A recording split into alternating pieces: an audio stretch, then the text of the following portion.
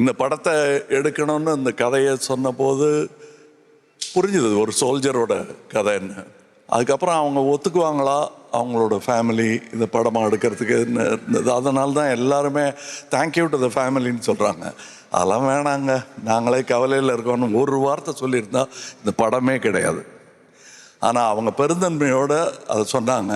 இன்னொரு முக்கியமான விஷயம், அவர் போகிறதுக்கு முன்னாடி சொல்லிட்டு போயிருக்காரு, எக்காரணத்துக்கு கொண்டும் என்னுடைய ஸ்டேட்டையோ என்னுடைய கேஸ்டையோ கம்யூனிட்டியோ பற்றி சொல்லிடாதீங்க, நான் இந்தியன் சோல்ஜர்.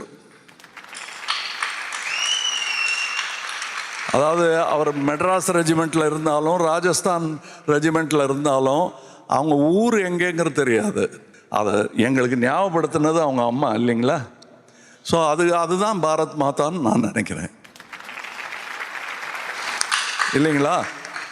எந்த ஊரில் போய் எந்த சோல்ஜர் அம்மாட்ட சொன்னாலும் இதுக்கு கை தட்டுவாங்க. ஏன்னா அவங்க இந்த மாதிரிலாம் ஜாதி பார்க்க மாட்டாங்க. உள்ளூரில் நடக்கிற பாலிடிக்ஸை பற்றிலாம் அவங்களுக்கு கவலை கிடையாது. அவங்க நெஞ்சை திறந்து எனிமி புல்லட்டுக்காக நம்ம நிம்மதியாக தூங்குறதுக்காக அங்கே சண்டை போட்டுட்டு இருக்காங்க. அவங்கள நம்ம எக்காரணத்துக்கு கொண்டும் நம்ம உள்ளூர் சச்சரவில் அவங்கள அவமானப்படுத்திடக்கூடாது. Every film of Rajkamal is made by technicians. நான் இங்கே வந்தது இந்த சந்தோஷத்தில் பகிர்ந்துக்கிறதுக்கு தான். ஏன்னா இது புகழ்கிறது market decides. So it's a great moment. Future cinema அப்படி தான் இருக்கணும். மலையாள சினிமா ஏன் நல்லா இருக்குன்னு கேட்டாங்கன்னா இதான் காரணம். இதை புரிஞ்சுக்குங்க. 2 பேர் தான் என்னுடைய ஆக்டிங் கேரியரை ஷேப் பண்ணது. ஒன்று ஒரே ஆள் பாலச்சந்தர், இன்னொன்று மலையாளம் இண்டஸ்ட்ரி.